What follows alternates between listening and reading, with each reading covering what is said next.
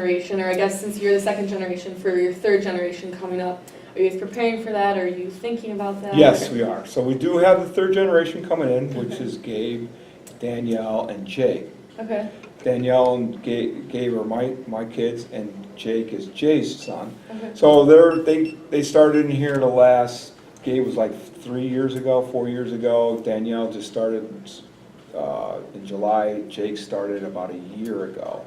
So unfortunately, my dad didn't give the reins to us later in his life. It was way in his 80s, Okay. about 80, 81. So it took us a long time to get to this first to the second generation. It was a very emotional decision with him, not a financial. So we're getting squeezed a little bit on that third generation and what to do about it. So right now a couple things we're developing a process for them to come in. We did a family forum with Ed Hoover, which we had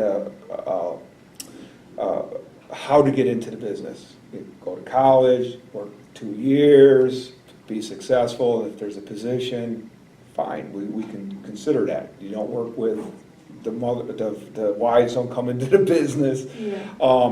And then if there's a position, you get paid at that position. It's not like you get silver spoon.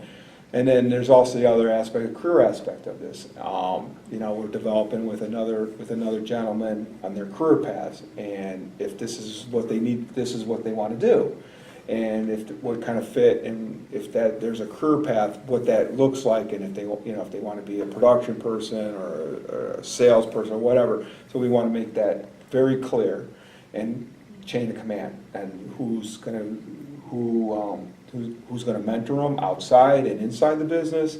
So we're trying to get that whole process together, and we evaluate them and their needs and wants before they even start on that career path. So we're trying to get to that, to get a system in place so that the third generation, as I don't know if you all know, I think you do, that with the brothers, we live together. So our dynamic is different. With the third generation, with the cousins and nieces, they haven't lived together. So there's a whole different cultural, we may be same, but we're different. Our wives raise their kids a little differently. Again, our values are pretty much the same, you know what I'm saying? But there's different nuances and everything. So we got to be very careful on that. So make sure they get along, and if there are issues, how to resolve those issues, and how, in the bigger scheme, to keep Standfast alive. And Yeah.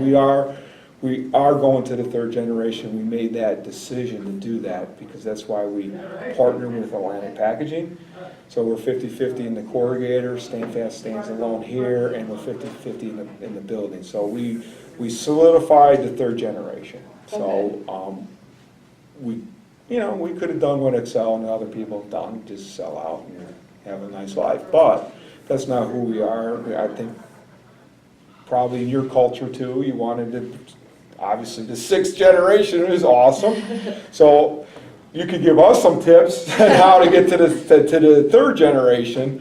So, again, I think that's, in our minds, that's the first thing you got to decide. Do we want to go in the third generation? And we did that. So, and I think we're making steps towards that. Yeah, well, that's really great because it sounds like you guys have a really systemized plan. You guys are really thinking it through and how you guys want to go about it.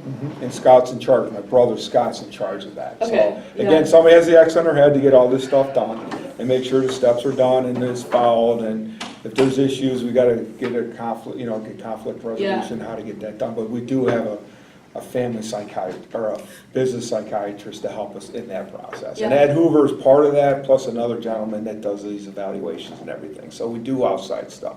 Yeah. So I don't think we're pretty good with the brothers that we don't know what we don't know, and we do bring outside people in to help us grow our business, help us understand things that we don't understand. Yeah. No, I think that's really great because it sounds like you guys are really preparing for it and not kind of just. Well, we've done that too at times, so we learn from our lessons, and that Gabe was the guinea pig, and we knew we did some stuff not right.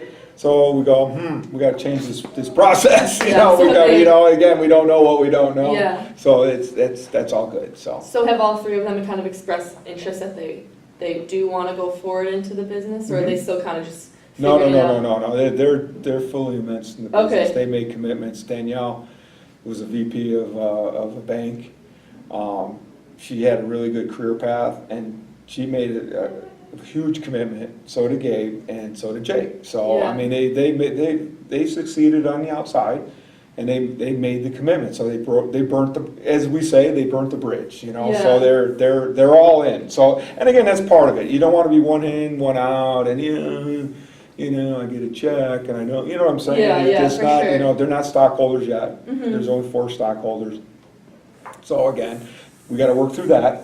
Obviously, there's the financial piece, the family piece, and the business piece. So, so we're working through all that stuff. Yeah. The family is always, I don't know if it's the most challenging, but at my side, it's the most challenging. Yeah, for sure. The wise, everybody has opinion. I'm sure. And so that's why we have a family business forum, business meeting, so we get the wives and the nephews that are coming up into the business, so they have some understanding of what the business is and where we're at, and financially and business wise, and then family too, you know. So again, the wives are not part of the business. They don't have a voting share. They don't have a say. It's kind of harsh, but they have opinions, but they have opinions. Yeah. Yeah.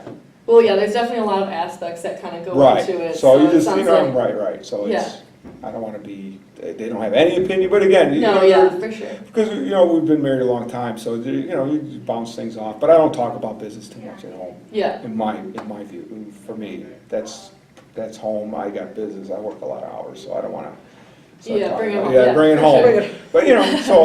But you know, but when they were little, we talked about business because they learned about the business. So Mhm. that was important. Mom and Dad did that too. The business is a very important thing about it, and that's very important in our lives too. Yeah. Obviously, it's gave us what we I had. think, yeah, a lot of family businesses, it's kind of something you're brought up with. You learn about it from a young age, and so it's kind of It is. something that's always there. It's Yeah. kind of osmosis. It's really weird. You don't think so, but it is. You don't realize how much your family is in a family business, how much it revolves around it. You really don't. Yeah.